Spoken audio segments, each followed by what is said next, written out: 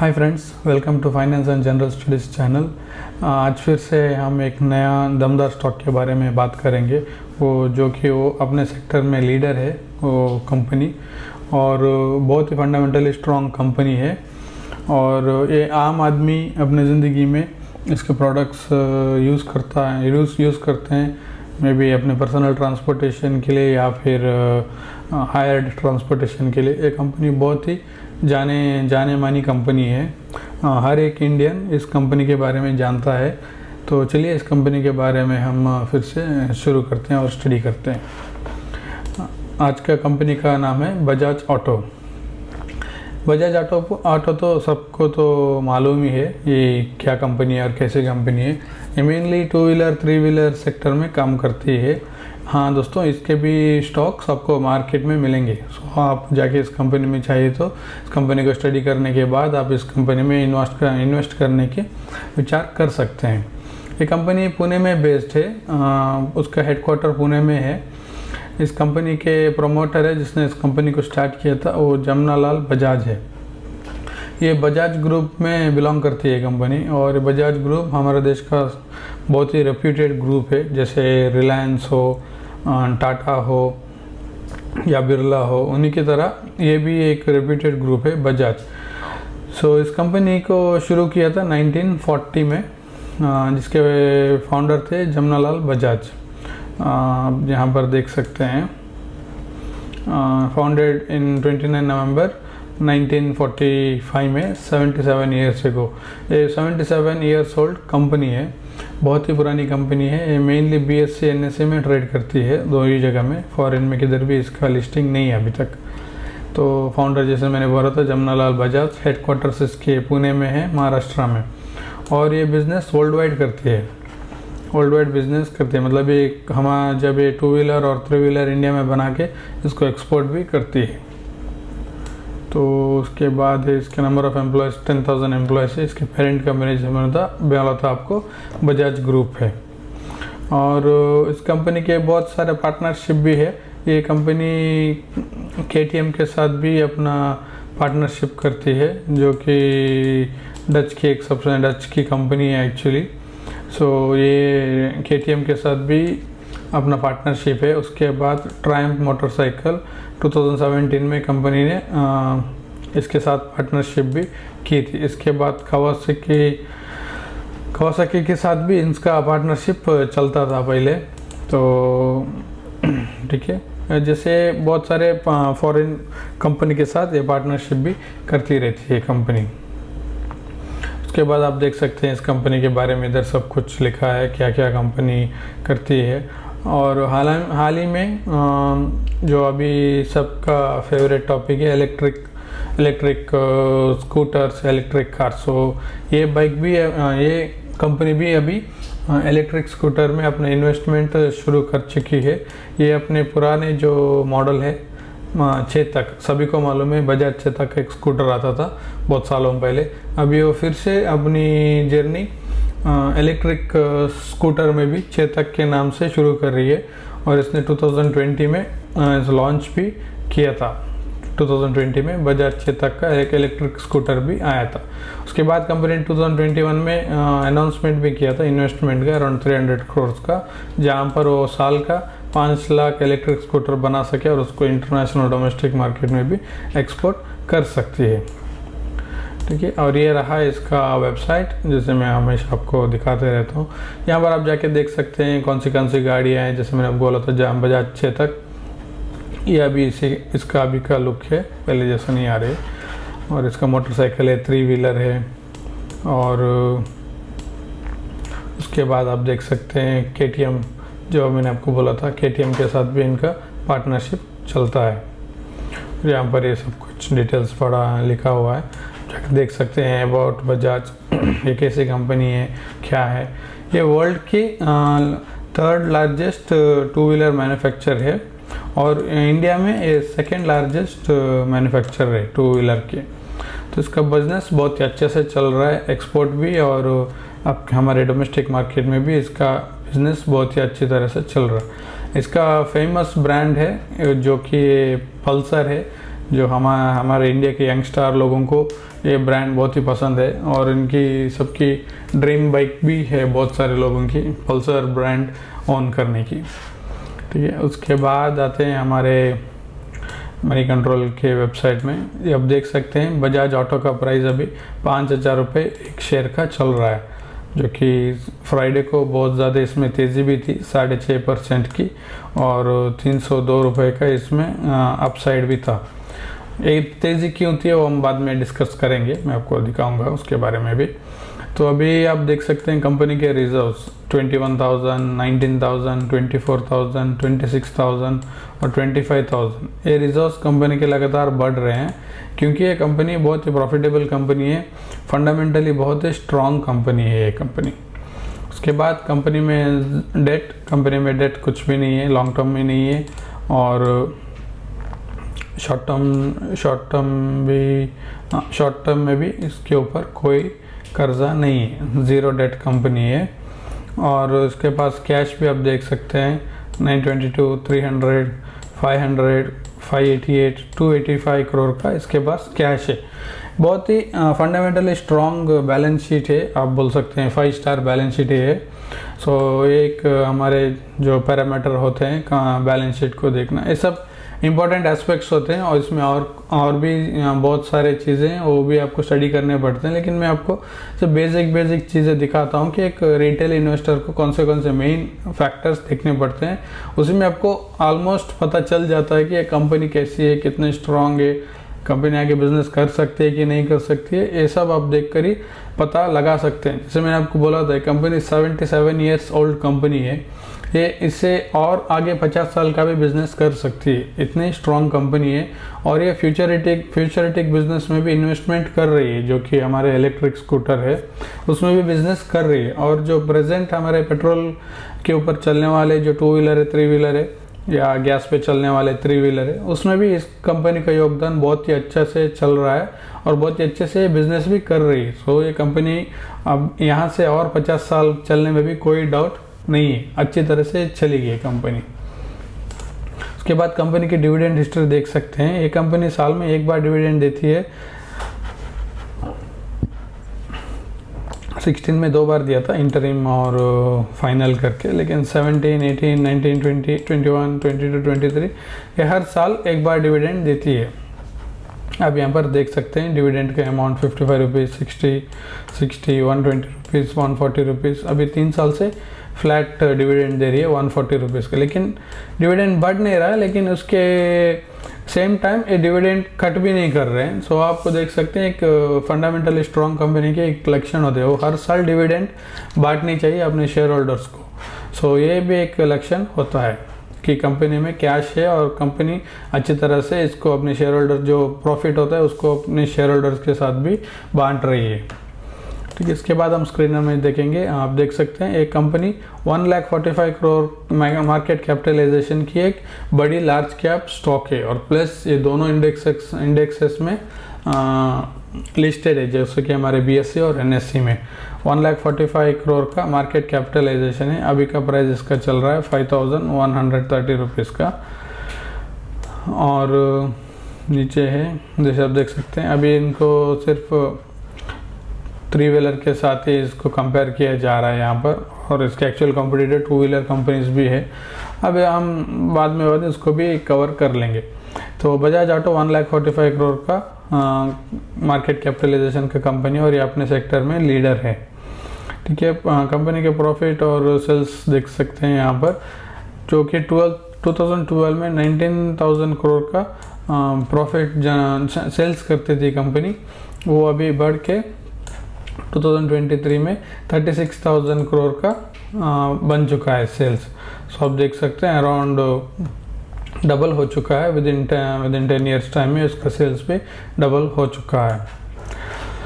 और यहाँ पर हम प्रॉफिट भी देख सकते हैं, 2012 में 3,000 करोड़ का प्रॉफिट था, वो भी अभी बढ़ते बढ़ते कंपनी का प्रॉफिट भी डबल हो चुका है 6,000 करोड़ का। उसके बाद हम इस कंपनी का EPS भी देखेंगे। जो 105 था, 140, 140, 145, 170, अभी बढ़ बढ़ के 214 तक आ चुका है कंपनी का अर्निंग पर शेयर। इसके बाद हम सीधे जाएंगे प्रोमोटर होल्डिंग में। प्रोमोटर में देख सकते हैं 53%, सो कांस्टेंट इनका अराउंड 55% का प्रोमोटर के पास ही है और लगातार वो लोग बाइंग भी कर रहे हैं। 53 थी, अभी जाके 55% हो चुका है। माना कि आप देख सकते हैं सिर्फ डिफरेंस है सिर्फ 2% का, लेकिन एक करोड़ों का इन्वेस्टमेंट होता है वो 2% शेयर्स लेने के लिए। आप यहाँ पर देख सकते हैं बजाज होल्डिंग है, इसका मेन प्रोमोटर है, उन्हीं के पास ज़्यादा शेयर है। और उसके बाद भी ये सब बजाज ही है, बजाज ग्रुप के ही सब्सिडरी से, उन्हीं के थ्रू इनमें इस कंपनी में इन्वेस्टमेंट है। FIS के पास 12% है और DIS के पास 10% है। पब्लिक हमारी सिर्फ 21% का ही इनमें इसका इन्वेस्टमेंट है। ठीक है, आप यहाँ पर देख सकते हैं बजाज ग्रुप का प्राइस देख सकते हैं यहाँ पर 5149 में अभी का लास्ट ट्रेडिंग सेशन का क्लोजिंग प्राइस है। यहाँ पर ये 6% की तेज़ी थी और 300 पॉइंट्स की 300 रुपीज़ की अपवर्ड मूवमेंट थी। तो अगर आप 5 इयर्स का इसका चार्ट देखेंगे, आपको 2018 से गवर्नमेंट ने बहुत सारी पॉलिसियाँ चेंज की थी ऑटो सेक्टर में। इसी की वजह से कंपनी में कुछ मूवमेंट नहीं था 2018 टू 20 तक, सिर्फ 10% का गैप, 10% का ही रेंज चल रहा था। तो उसके बाद कोरोना आ गया, कंपनी में और भी गिरावट हो गई। ये एक ऐसी कंपनी है, एकमात्र कंपनी है जो इस रेंज में, जहाँ पर 2018 से 2020 तक ये फ्लैट चल रही थी, उस प्लस इसने 10 या 12% का रिटर्न भी दिया है। लेकिन आप इसके पीयर्स को आप कंपेयर करेंगे, जैसे कि TVS मोटर हो या फिर आइशर मोटर्स हो या फिर अगर आप कोई भी ऑटो 4 व्हीलर कंपनी की भी चार्ट दे सकते हैं, मारुति हो, टाटा हो या फिर महिंद्रा का भी शेयर देख सकते हैं। यहाँ पर आपको बहुत सारे गिरावट दिखेंगी, लेकिन ये कंपनी गिरी नहीं थी, ये सिर्फ कंसोलिडेट कर रही थी, एक ही रेंज में घूम रहे थे और प्लस 10 to 12% का रिटर्न भी इसने जनरेट करके दिया है। उसके बाद कोरोना आ गया, कोरोना में इस कंपनी का बहुत प्राइस फॉल हो गया, ये आपके अराउंड 33% का फॉल भी हुआ था इसके शेयर प्राइस। उसके बाद इस कंपनी में रिकवरी आ गई। सो अब ओवरऑल 5% में ओवरऑल 5 इयर्स में इस कंपनी ने 83% का रिटर्न दिया है। हम as a retail investor large cap stock में अगर टारगेट करेंगे तो आपको within 5 years company on an average पैसा डबल करके देती है। ये कोई ऐसा कोई फिक्स्ड रूल नहीं है या फिर किधर भी लिखा हुआ नहीं है कि कंपनी करके ही देगी, लेकिन दुनिया इसको मान के चलती है कि ज़्यादातर large cap stock within 5 years या 6 years max to max 7 years में पैसा डबल करके देती है। इसके पॉसिबिलिटीज़ ज़्यादा है, पॉसिबिलिटी या चांसेस ज़्यादा होते हैं कंपेयर टू आपको मिड कैप और स्मॉल कैप। उधर तो आपको बहुत ही हाई तेज़ी मिलेगी, उधर तो आपको 5 साल में भी 600-700% का भी रिटर्न मिल सकता है। उसी के साथ आपका पैसा भी उधर में उड़ सकता है या फिर 50-60% फॉल भी हो सकता है। यहाँ पर लार्ज कैप स्टॉक्स बहुत ही सेफ होती है, उसमें ज़्यादा वॉलेटिलिटी नहीं होती है, इसलिए हमारे रिटेल इन्वेस्टर्स के लिए ऐसे वाली कंपनियां बहुत ही अच्छी होती है। और इसके हम मैक्सिमम चार्ट भी देख सकते हैं जो कि 2002 से दिख रहा है यहाँ पर। ये कंपनी उससे भी बहुत ही पुरानी कंपनी है।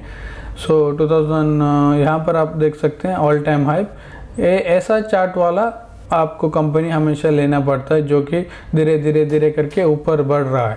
सो ऐसी कंपनी में ये आगे भी जाके बढ़ता ही रहेगा, क्योंकि इनका बिजनेस बहुत स्ट्रॉन्ग है और इसके पीछे का ग्रुप है जो बजाज ग्रुप है वो भी बहुत स्ट्रॉन्ग और फंडामेंटली स्ट्रॉन्ग कंपनी है। सो और प्लस ये फ्यूचरिस्टिक में भी इन्वेस्ट कर रही है। सो आप इस सभी पॉइंट को कंसिडर करके इस कंपनी में आप इन्वेस्ट कर सकते हैं।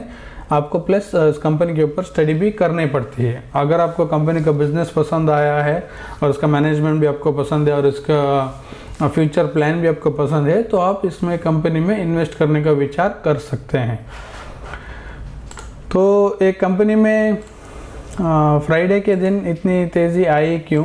क्योंकि बोफा जो एक बैंक ऑफ अमेरिका है उसने इस कंपनी का टारगेट बदल दिया है, जो कि 5100 से चेंज करके अभी इसने टारगेट इसका बढ़ा के 5000 अराउंड 5500 तक कर चुके हैं।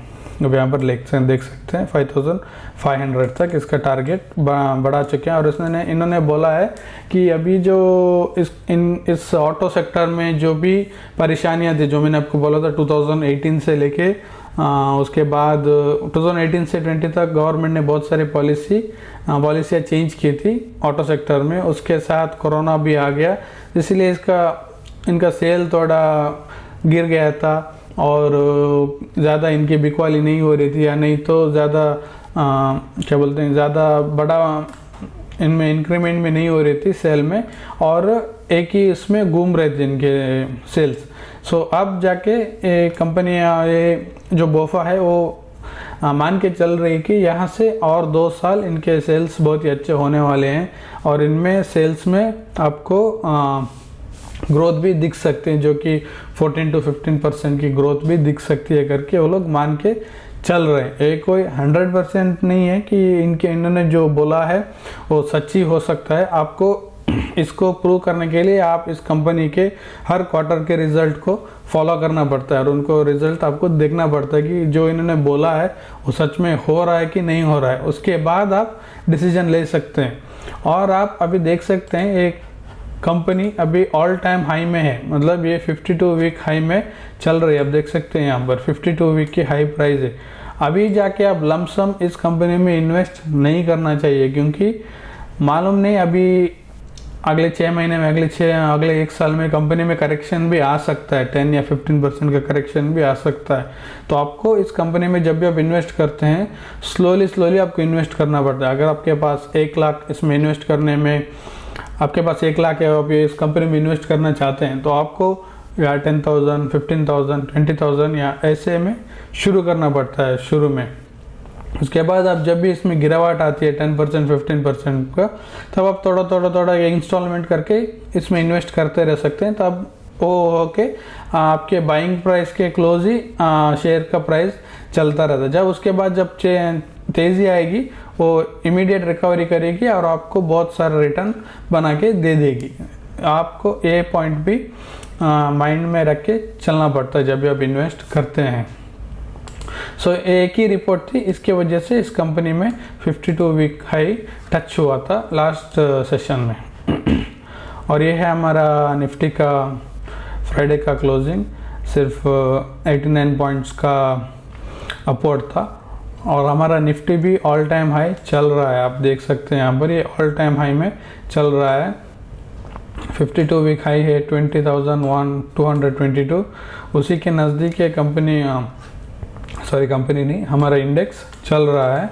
तो आप थोड़ा धीरे इन्वेस्ट करने के वक्त सावधानी बरत के इन्वेस्ट कीजिए, क्योंकि ज़्यादातर स्टॉक अभी 52 वीक के नज़दीकी चल रहे हैं। कोई भी एक्सटर्नल न्यूज़ आ गई और प्लस ये इलेक्शन ईयर है 2024 में, हमारे सेंट्रल गवर्नमेंट के इलेक्शन भी है, तो मार्केट में बहुत ही हलचलें हो सकती हैं। थोड़ा धीरे से सावधानी से इन्वेस्ट कीजिए।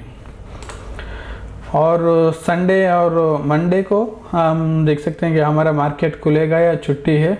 आप यहाँ पर देख सकते हैं, नहीं, मंडे को हमारी तारीख है 18 सितंबर, लेकिन ट्यूसडे को मार्केट क्लोज है। आप यहाँ पर देख सकते हैं ट्यूसडे को गणेश चतुर्थी के कारण मार्केट क्लोज रहेगी। उसके बाद फ्राइडे के दिन डाउ जोन्स जो कि अमेरिकन बाज़ार है उसमें क्या चल रहा था, उसमें आपको 288 पॉइंट्स की गिरावट थी, माना कि 0.83% की गिरावट थी। तो हम फ्राइडे के दिन जो मंडे के दिन हमारे मार्केट जब खुलेंगे, आप उसमें भी इस तरह का चार्ट पैटर्न एक्सपेक्ट कर सकते हैं। कोई 100% नहीं है, लेकिन ज़्यादातर पॉसिबिलिटीज़ इसके ज़्यादा होते हैं। जो डाउ जोन्स जो क्लोजिंग देता है उसी के इर्द गिर्द हमारे बाजार भी चलते रहते हैं। तो जिससे मैंने बोलता कोई 100% नहीं है, लेकिन एक्सपेक्ट करके चल सकते हैं। आशा करता हूँ दोस्तों आपको ये वीडियो पसंद आया हो। अगर आपको पसंद आया तो प्लीज़ लाइक कीजिए, सब्सक्राइब कीजिए और अपने फ्रेंड्स और फैमिली के साथ ये वीडियो शेयर कीजिए। और मैंने ऐसे ही बहुत सारे वीडियोस भी बनाए हुए हैं जो कि बहुत ही फंडामेंटल स्ट्रॉन्ग कंपनी से, और हमारे रिटेल इन्वेस्टर जब इन्वेस्ट करने जाएंगे तो ऐसे कंपनी में आपको पहले शुरुआत में इन्वेस्ट करना है ताकि आप मार्केट को स्टडी कर सकें। अगर आपको वीडियो पसंद आए तो प्लीज़ लाइक कीजिए, सब्सक्राइब कीजिए और अपने दोस्तों के साथ शेयर कीजिए। मिलेंगे फिर अगले वीडियो में। Till then okay bye.